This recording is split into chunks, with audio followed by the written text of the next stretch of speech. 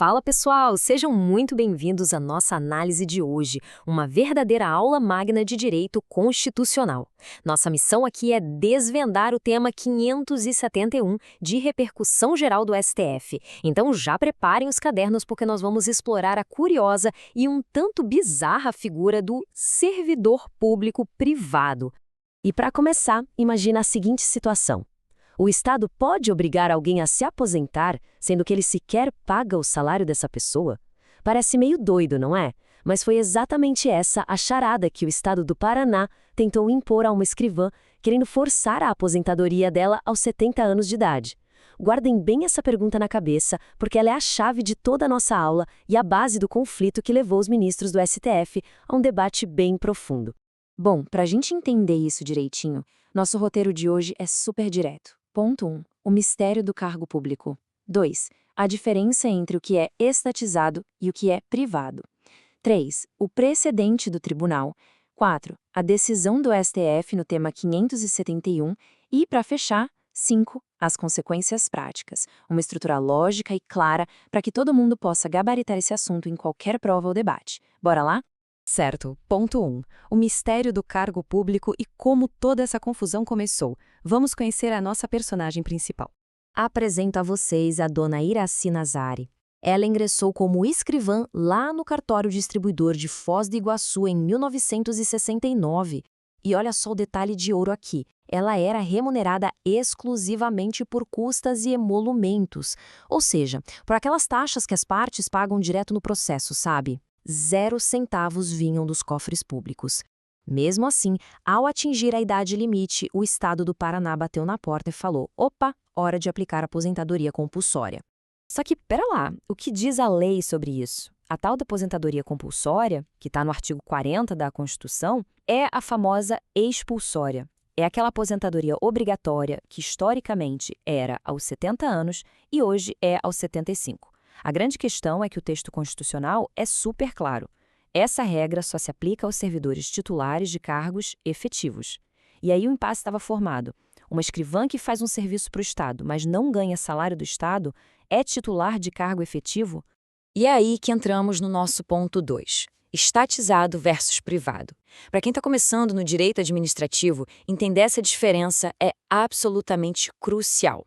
Pensa assim, de um lado, a gente tem o cargo efetivo. Imagina um funcionário de carteira assinada padrão, ele fez concurso para um cargo estatal, ganha salário do governo e está no regime de previdência pública. Do outro lado, temos a delegação privada. Imagina que é tipo uma franquia. O Estado delega o serviço público, o franqueado cobra a taxa direto do cliente final, não recebe nenhum salário do governo e ainda tem que pagar a própria equipe pela CLT. São mundos completamente diferentes. Mas como que a gente foi parar nessa mistura toda? Dando uma olhada rápida na evolução histórica, antes de 77, cada estado organizava seus cartórios como queria. Tinha a galera paga pelo Estado e a galera privada paga por taxas. Aí, em 1977, a Emenda Constitucional número 7 mandou oficializar tudo, e isso ficou ainda mais forte com a Emenda 22 lá em 82. Até que, finalmente, chegamos à Constituição de 88 e ao seu ato das disposições constitucionais transitórias. E lá no artigo 31 do ADCT, a gente encontra uma verdadeira anomalia histórica. Ele diz basicamente o seguinte: as serventias judiciais devem ser estatizadas. Mas, e aqui está o pulo do gato, ele impõe que os direitos dos atuais titulares sejam respeitados. Como a nossa escrivã Dona Iraci entrou lá em 69 de forma perfeitamente legal para a época, o direito dela foi mantido. Então essa galera que não foi estatizada é como se fossem dinossauros jurídicos, sabe? São profissionais de uma era que já passou, mas que a Constituição fez questão de blindar até que as vagas fiquem abertas. Avançando para o nosso ponto 3, o precedente. Como é que a Suprema Corte costuma resolver essas charadas, hein? O STF usou uma lógica muito simples. Eles compararam duas figuras. Os tabeliões dos cartórios extrajudiciais, aqueles cartórios de rua onde você vai para reconhecer firma, e os titulares de serventias judiciais não estatizadas, como a Dona Iraci. O que eles têm em comum? Quase tudo. Ambos exercem uma atividade de caráter privado, ambos atuam por delegação do poder público e, o mais importante, nenhum dos dois ganha um tostão dos cofres públicos como salário. Eles vivem 100% das taxas que arrecadam. A similaridade é gritante. E por que isso importa? Porque lá atrás, na ação direta de inconstitucionalidade 2602, o STF já tinha batido o martelo sobre os cartórios extrajudiciais. A Corte definiu que notários e registradores não são servidores públicos em sentido estrito, não ocupam cargo público efetivo e, adivinha só, estão isentos da aposentadoria compulsória. A lógica é cristalina. Se não tem cargo efetivo, a regra de aposentadoria obrigatória simplesmente não se encaixa.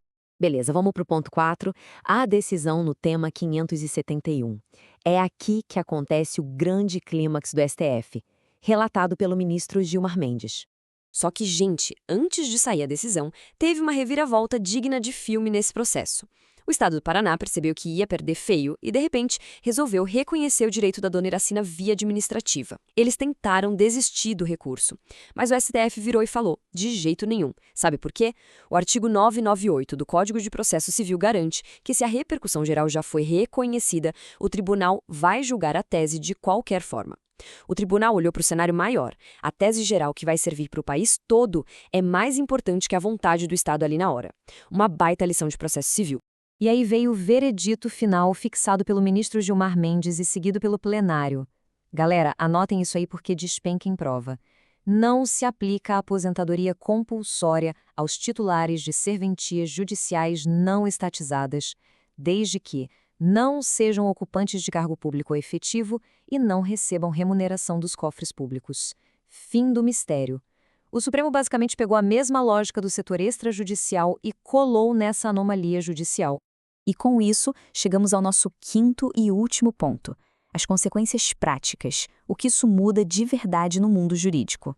A realidade nua e crua para esses titulares é a seguinte. Primeiro, eles não têm direito à previdência pública do Estado. O STF, aliás, já cortou as asas de quem tentou entrar no regime próprio de previdência. Segundo, eles têm que assumir todo o risco do negócio. Se precisam de equipe, pagam do próprio bolso, lá no regime da CLT. E o terceiro, claro, não existe idade máxima para parar de trabalhar. Eles podem ficar lá enquanto tiverem saúde e capacidade. É o pacote completo, a pura atividade privada, só que delegada pelo governo. Agora, atenção redobrada se você é concurseiro e está aí estudando para analista, técnico ou para magistratura. Dica de ouro: esses cargos não estatizados estão entrando em extinção. Não existe a menor possibilidade de alguém assumir nessas condições hoje em dia.